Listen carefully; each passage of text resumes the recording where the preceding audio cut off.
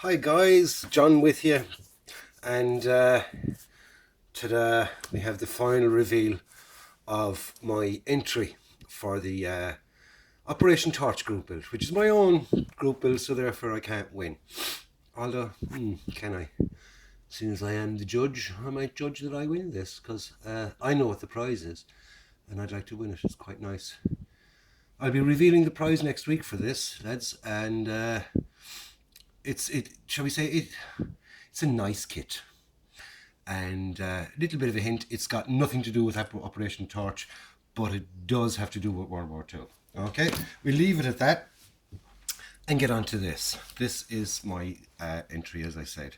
It's got two kits. It's got the Tamiya 25 pounder and field gun with the tractor unit, and it's got a Tamiya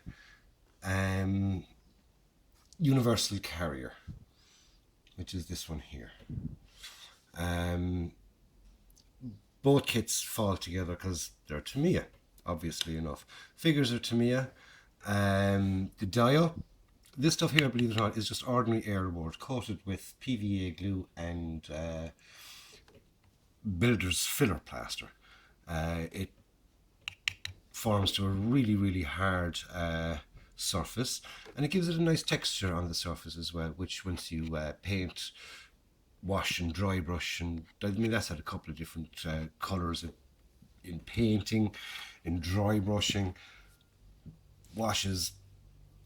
Just in case of any time I was using a bit of paint, I dry brushed what was left of the paintbrush on the wall, because it's got bits of everything in it, bits of green and everything else to replicate algae and all that type of stuff. The rest of the ground cover is just it's just sifted stones really. The really sand used for the base. Anything heavier then just kept for ground cover. It was all the same colour, so I painted various stones in browns and greys, desert yellow. As you can see, if you look closer, you can see that some of those rocks are painted different colours. We've got a bit of greenery in there as well.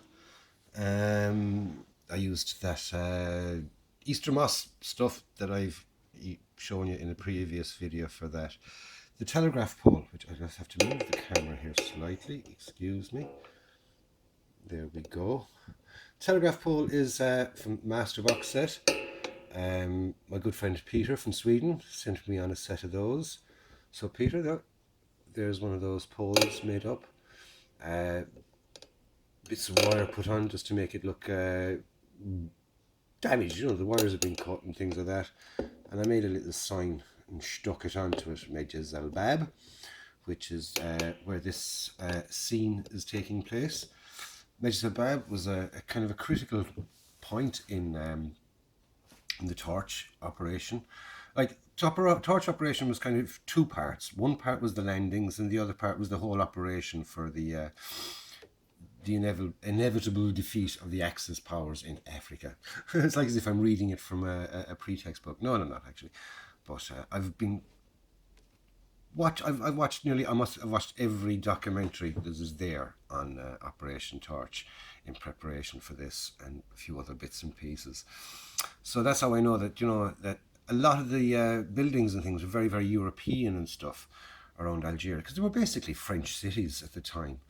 The French had them. They were the colonial powers in the area, and they kind of built it to their styles. So anyway, let's get back to this thing.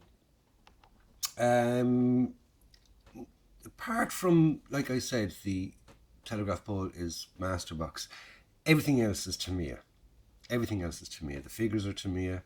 The glue is Tamiya extra thin. All the paints, the main paints, are all Tamiya.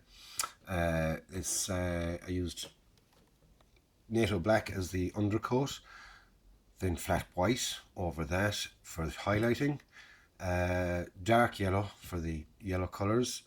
Any of the green that's in there is NATO green, apart from Some of the shades are citadels, like some of the browns are citadel paints as well.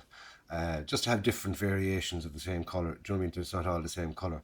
Also, the black on the tires is. I use enamel paint for them. I use a flat enamel Revel, and it dries practically as quick as some of the acrylics, but it dries to a lovely, lovely flat finish, and it takes dusting and things like that absolutely fabulous. It really, really is. It's very, very nice, nice stuff to use. Um, like I said, those dust kits, they just fall together. Really, really do. They fall together. Um, so that's basically it. Do you know what I mean? I know it took me quite some time to get it made. It's just deciding on the on how I was going to finish it, and I had it almost at this stage last week. I didn't have the telegraph pole, and I didn't have the universal carrier, and I had it all laid out. So you can imagine what it is without these two items. I just said to myself, it just needs something else, and that's when I was saying to myself, oh, I'll put in a telegraph pole here in the corner, it'd be ideal. And then I was trying to figure out what sizes for the telegraph pole. I couldn't figure it out. And then, lo and behold, Peter sends me a packet of telegraph poles. Wow. You know, it's like as if he read my mind, to be quite honest with you. Put the telegraph pole in and said, right, I still need something there. That space at the back, it was just lacking. So I dug out that, which I had built previous. I was in a previous diorama, which I'd dismantled, which is where the figure, like I said, the figures were old figures as well, and it was green. It didn't have as much detail in it and things like that. So I just got out my spare parts box and started adding stowage and things like that. I stripped it down first. I used airbrush cleaner fluid just to get off any, say, heavier paints and things like that, and then resprayed it with desert yellow. Washed it with Citadel Agrex Earthshade, which is I like that. I like that Citadel stuff. It's very, very good. It gives a lovely finish. Highlighted it with those, or should I say, give it a wash with that, and used different chipping techniques, painting using sponge techniques on it. Just made it look nice, shall we say. Just got all the bits and pieces in. There's a little radio in there, the binoculars. They're a lovely, lovely, lovely little kit, and they fall together. Yes, they're a bit dated. They're a bit lacking in some of the details and things, but like I've shown here, you can add loads of little bits and pieces to it and make it up yourself and make your own interiors for it. It's kind of sparse in interior, but all it is just, it gives you the way they come out of the factory, shall we say. All the bits and pieces you kind of got to add yourself. So it does come with a big horrible looking tarp over that. Absolutely horrible looking yoke. I didn't use it, as you can see. And speaking of tarps, on the back of the lumbar, if you remember the last time I showed it, it had that tarp instead of this one here. If you remember, that tarp was on it there, and to me that looks absolutely bloody horrible. It kind of shows okay there in the picture, but in real life it just looks, it really looks horrible. It sticks out like a sore fucking thumb, to be quite honest with you. And that's the plastic thing. Like I said, it's not bad, but it's not great either. And I made this one here out of milliput. Now, that's not excellent either. You know, I'm far from a good sculptor, very far from a good sculptor, and I'm quite happy with the result I got in that. You know, it looks 10 times better than the plastic one, anyway, shall we say? So that's my final reveal for that. I'll be putting some pictures up on Facebook, and that's really all I can say about it.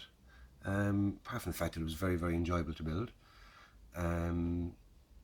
The group build itself is coming along nicely. There's one or two more new entries into that. I'm keeping up with all the videos and things that people are putting up. I'm the worst in kind of commenting on stuff. I'm a one-fingered typist, and my spelling isn't the best. So the spell checker comes up. So I'd write a sentence, and then I got to go back over and check it and everything else. So it takes forever. So that's why I don't leave big long comments for people. So I do apologise, lads. But I do read everybody's comments. I must admit, I do read everybody's comments, and I answer. I reply back. Usually, just thank you, and it's just an acknowledgement that you've taken your time to look at the video and to comment. So the least I can do is take my little bit of time and just to acknowledge that I appreciate your comments and things. And speaking of comments and things, lads, there's a comments box in the bottom if you haven't used it before, and just stick in, what you think of it, what you don't think of it. Don't forget to give it a thumbs up or a thumbs down. That's up to you. And if you're not already subscribed to my channel, subscribe, and stay tuned for future updates and reveals and builds and things like that, and any just sort of general chit chat and bullshit from John. So anyway, lads, I'll leave you with that. So it's Slán agus Beannacht, which is a bit of my old native tongue Irish, which means goodbye and take care. So catch you up in the next one, lads. Have a nice day, and don't forget my motto. Just go out and buy a kit, build it, enjoy it. Okay, lads? Catch you up later.